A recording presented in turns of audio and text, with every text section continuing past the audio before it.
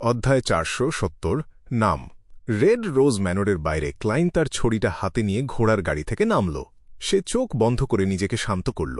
তারপর দরজায় পাহারায় থাকা লাল ইউনিফর্ম পরা রেড রোজ ম্যানরের সৈন্যদের দিকে তাকাল।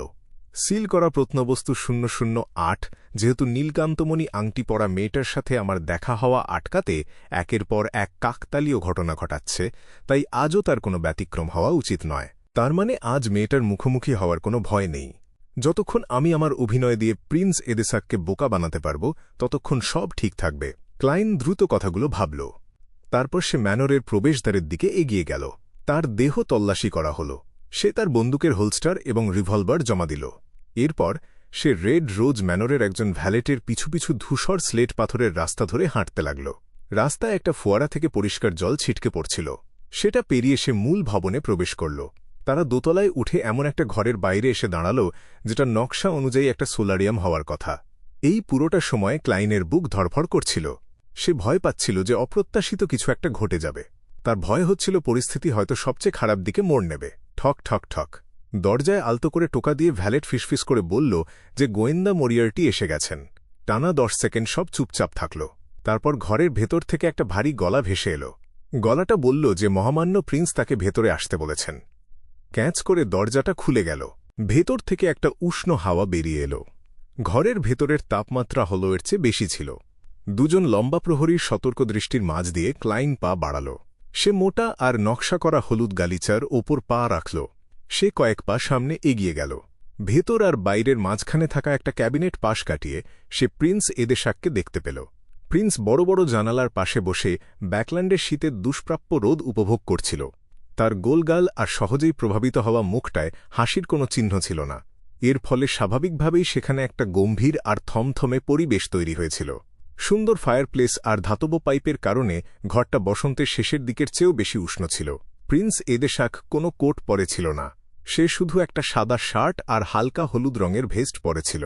তার শার্টের কাফগুলো দেখতে ফুটন্ত ফুলের মতো লাগছিল। এটা দেখে ক্লাইন মনে মনে স্বস্তি পেল, কারণ নীলকান্তমণির আংটি পরা সেই মেয়েটা প্রিন্সের সাথে ছিল না। তাই সে দ্রুত সামনে এগিয়ে গিয়ে মাথা নোয়াল। এদেসাকের হাতে 1 কাপ ধোঁয়া ওঠা লাল চা ছিল। সে ক্লাইনকে বসার জন্য বলল না। সে আগের মতোই গম্ভীর মুখ করে ভারী গলায় জিজ্ঞেস করল যে তদন্তের কোনো ফল পাওয়া গেল কিনা। ক্লাইন একটা ভারী আর যন্ত্রণাদায়ক মুখ করে বলল যে না, তার ডিভিনেশন, স্পিরিট চ্যানেল, জিজ্ঞাসাবাদ আর তদন্ত সবকিছুই বলছে যে তালিম হার্ট অ্যাটাকেই মারা গেছে। তার চেহারায় নিজেকে দোষ দেওয়ার স্পষ্ট ছাপ ছিল। সে বলল যে সে সব দিক দিয়েই বড্ড দুর্বল, তাই মহামান্য প্রিন্সের উচিত আরও শক্তিশালী কাউকে নিয়োগ দেওয়া। সে মনে মনে বলল যে তুমি এর চেয়ে ভালো কাউকে কেন খুঁজে নিচ্ছ না। ঠিক তখনই মনে হল এদেসাক গোয়েন্দা শার্লক মরিয়ার্টির মুখটা স্পষ্টভাবে খেয়াল করল। তার মনে হল শার্লকের বয়স যেন অনেক বেড়ে গেল। তাকে দেখে মনে হচ্ছিল যেন সে অনেক দিন ধরে শান্তিতে ঘুমাতে পারল না। এটা কিন্তু কোনো চোখের ভুল ছিল না, কারণ ক্লাইন আসার আগেই তার ফেসলেস ক্ষমতা ব্যবহার করে নিজের চেহারাটা বদলে নিয়েছিল। সে তার ত্বককে রুক্ষ আর বিবর্ণ করে তুলেছিল। সে তার দাড়িগুলো উস্কো খুস্কো করে দিয়েছিল, আর তার চোখের নিচের কালিগুলো আরও বড় আর গাঢ় করে তুলেছিল। এদেসাক কিছুক্ষণের জন্য চুপ করে থাকল। তারপর সে সোনার কিনারাওয়ালা সাদা চীনামাটির কাপটা নামিয়ে রাখল। সে বলল যে সে বুঝতে পারল এটা আসলে গোল গর্তে 4 কোণা খুঁটি ঢোকানোর মতোই একটা ব্যাপার। সে আরও বলল যে সে অন্য কাউকে দিয়ে এই বিষয়টা তদন্ত করাবে। সে ক্লাইনকে একটা তদন্ত প্রতিবেদন তৈরি করতে বলল এবং খেয়াল রাখতে বলল যেন কোনো কিছু বাদ না পড়ে। ঠিক আছে, ক্লাইন মনে মনে মুঠি পাকাল। সে দ্রুত তার পকেট থেকে ভাঁজ করা একটা কাগজ বের করল। সে বলল যে মহামান্য প্রিন্সকে আর অপেক্ষা করতে হবে না, কারণ তার সবসময় সবকিছু লিখে রাখার অভ্যাস আছে। প্রিন্স এদেসাক তার পরিচারকদের প্রতিবেদনটা নিতে বলল। তারপর সে আলতো করে পাতা উল্টে সেটা একপাশে সরিয়ে রাখল। সে জিজ্ঞেস করল যে ক্লাইনের আর কিছু লাগবে কিনা।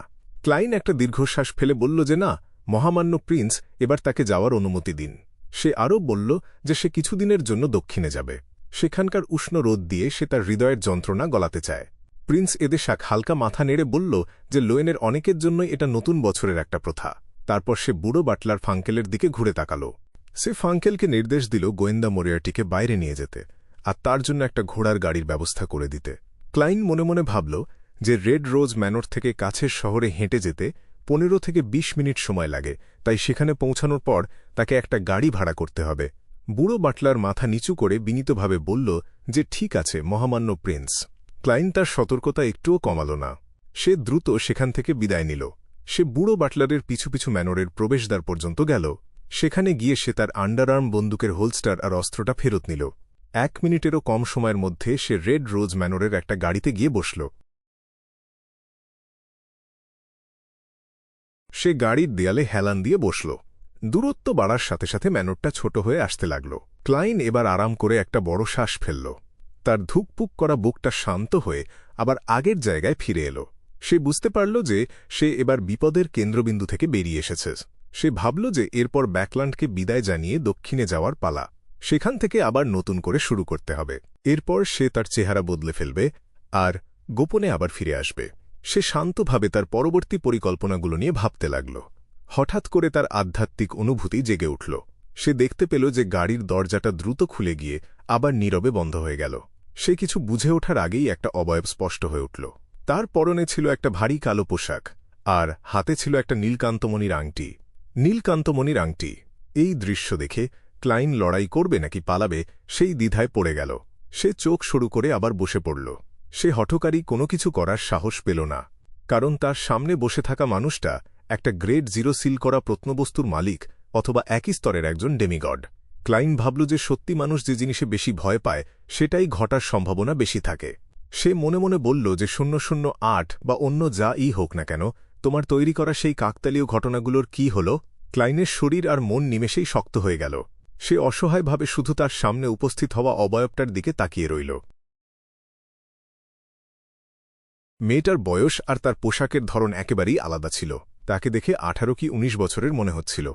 তার মুখটা গোল, চোখ দুটো সরু, আর স্বভাবটা ছিল নম্র ও পরিশীলিত। সে ভেতর থেকে ভীষণ মিষ্টি আর অসাধারণ সুন্দরী ছিল। ক্লাইন এক মুহূর্তের জন্য অবাক হয়ে গেল। তারপর তাকে চিনতে পেরে সে বলে উঠল যে এ তো ট্রিসি। সে ভাবল যে এ কি সেই লোকটা নয় যে ইনস্টিগেটর ট্রিস থেকে ডাইনি ট্রিসি হয়ে গিয়েছিল? কিভাবে সে একজন ফেরারি আসামি থেকে প্রিন্স এদেসাকের নারীতে পরিণত হল? দানবী সম্প্রদায়ের একজন সদস্য হয়ে কিভাবে সে প্রিন্স এদেসাকের পাশে জায়গা পেল? আর তার কাছে গ্রেড 0 সিল করা প্রত্নবস্তু বা একই স্তরের কোনো রহস্যময় জিনিসও আছে। সে যখন আবার ভালো করে তাকাল তখন দেখতে পেল যে ট্রিসির মধ্যে নতুন কিছু একটা আছে। তার চেহারার আলাদা অংশগুলো অতটা নজরকাড়া না হলেও সব মিলিয়ে তাকে দেখতে অপূর্ব লাগছিল। তার অবাক হওয়া গলা শুনে ট্রিসি ভয় পাওয়ার বদলে বরং খুশি হল। সে একটা মিষ্টি হাসি দিয়ে বলল যে ক্লাইন তাকে চেনে। সে আরও বলল যে সে জানত ক্লাইন তাকে চিনবে, কারণ বিয়ন্ডার ক্ষমতাসম্পন্ন একজন গোয়েন্দা অবশ্যই ফেরারি আসামিদের পোস্টারের দিকে বিশেষ নজর রাখে। ক্লাইন ভাবল যে সে তো বেশ খুশি মনে হচ্ছে। সে সন্দেহ আর সতর্কতার সাথে জিজ্ঞেস করল যে তার কি চাই।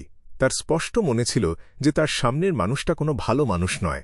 ট্রিস একাই উস্কানি দিয়ে আলফালফার মর্মান্তিক ঘটনাটা ঘটিয়েছিল, আর ট্রিসি টিনগেন সিটির অনেক নিরীহ মানুষের মৃত্যুর কারণ ছিল। ট্রিসি ঠোঁট টিপে হেসে বলল যে বিষয়টা খুব সোজা। সে ক্লাইনকে দ্রুত নাইট হক্স, ম্যান্ডেটেড পানিশার্স অথবা মেশিনারি হাইভমাইন্ডের কাছে তার নামে অভিযোগ করতে বলল। সে বলল যে ওদের এখানে এনে তাকে যেন বন্দি করানো হয়। নিজের নামে নিজে পুলিশ ডাকা? এই নারী নির্ঘাত পাগল হয়ে গেছে। ক্লাইন একটু দিশেহারা হয়ে পড়ল, তবে সে দ্রুত তার কথার পেছনের অর্থটা বুঝতে পারল। ট্রিসি রেড রোজ ম্যান্ডে থাকার চেয়ে চ্যানিস গেটের পেছনে বন্দি থাকাকে বেশি শ্রেয় মনে করছে। সে এখান থেকে বের হওয়ার জন্য মরিয়া হয়ে চেষ্টা করছে। সোজা কথায় সে বিশ্বাস করে যে নাইট হক্স আর ম্যান্ডেটেড পানিশার্সদের হাতে ধরা পড়ার চেয়ে এই জায়গাটা বেশি বিপজ্জনক আর হতাশাজনক। ক্লাইন তার মনের ভাব লুকিয়ে রেখে ভারী গলায় জিজ্ঞেস করল যে সে কিসের ভয় পাচ্ছে। ট্রিসি 1 সেকেন্ডের জন্য হতবাক হয়ে দাঁড়িয়ে রইল। তারপর সে বড় বড় চোখ করে ঘোলাটে দৃষ্টিতে তাকাল। সে বলল যে কেউ একজন তার জীবন নিয়ে খেলছে। সবসময় এমন কিছু কাকতালীয় ঘটনা ঘটছে যা ঘটার পর তাকে আতঙ্কিত করে তুলছে। সে বলল যে সে ধীরে ধীরে নিজের সত্তা হারিয়ে ফেলছে। এই কথা বলে তার ঠোঁটের কোণ বেঁকে গেল। সে বলল যে ক্লাইন কি ব্যাপারটা কল্পনা করতে পারে। সে বলল যে সে এমন একজন যে লাজুক আর কিউট দাসীদের ভালোবাসে, অথচ সকালে ঘুম থেকে উঠে যখন সে নিজেকে একজন উলঙ্গ মানুষের বাহুতে আবিষ্কার করে তখন তার কতটা যন্ত্রণা হয় সেটা কি কেউ ভাবতে পারে? ক্লাইন মনে মনে বলল যে হ্যাঁ, সে পারে, আর এই জন্যই একজন ঘাতক বা ডাইনি হওয়ার থেকে দূরে থাকাটাই সবচেয়ে ভালো। সে এমন একটা দৃশ্য কল্পনা না করে পারল না, আর এক মুহূর্তের জন্য তার বুকটা কেঁপে উঠল। ট্রিসি একটা আত্মবিদ্রুপের হাসি হেসে বলতে লাগল যে সে ভেবেছিল কষ্ট করে এগিয়ে গেলে, প্লেজার হলে সে এই অদ্ভুত অবস্থা থেকে নিজেকে মুক্ত করতে পারবে। তাই সে উপযুক্ত বিয়ন্ডার উপাদানগুলো খোঁজার জন্য মানুষের সাহায্য চেয়েছিল, কিন্তু ফলটা আরও খারাপ হল। সে বলল যে মাঝে মাঝে সে অনেক কিছু ভুলে যায়, কিন্তু সেগুলো সত্যিই ঘটে। সে ঘৃণা সহ্য করে তালিমকে প্রলুব্ধ করল আর তাকে দিয়ে পালানোর চেষ্টা করল। কিন্তু কে জানত যে সে নিজে টেরই পাবে না, অথচ একটা অভিশাপ দিয়ে তাকেই মেরে ফেলবে। সে ক্লাইনকে জিজ্ঞেস করল যে ক্লাইন কি তার কথা বিশ্বাস করে। সে একটু হেসে বলল যে তারা এমনকি তার নামটাও বদলে দিল। তারা চেয়েছিল সে যেন তার অতীতকে পুরোপুরি ভুলে যায়, কিন্তু সে জানালো যে না, তা একেবারেই সম্ভব নয়। সে বলল যে তারা ভেবেছিল সে শুধু অল্প সময়ের জন্য কাকতালীয় ঘটনাগুলো এড়াতে পারবে আর খুব তাড়াতাড়ি আবার আগের অবস্থায় ফিরে যাবে। কিন্তু এটা আসলে একটা অভিনয় ছিল যেটা সে ইচ্ছে করেই তাদের জন্য তৈরি করল, যাতে সে গোয়েন্দা ক্লাইনের সাথে দেখা করতে পারে। প্লেজার, দানবী আর উপাদান। ক্লাইনের হঠাৎ মনে পড়ল যে আইসেনগার্ড স্ট্যান্টন মানে বুড়ো মিস্টার আই অফ উইজডমের আয়োজন করা বিয়ান্ডারদের একটা সমাবেশে একজন ডাইনি অফ প্লেজার পোষণের প্রধান উপাদানগুলো কিনতে চেয়েছিল। যেহেতু সে সূত্রটা জানত, তাই সে সাথে সাথেই ব্যাপারটা খেয়াল করল, কিন্তু সে তখন সেটা এড়িয়ে যাওয়ার সিদ্ধান্ত নিয়েছিল, আর সময়ের সাথে সাথে সেই ব্যাপারটা ভুলেও গিয়েছিল।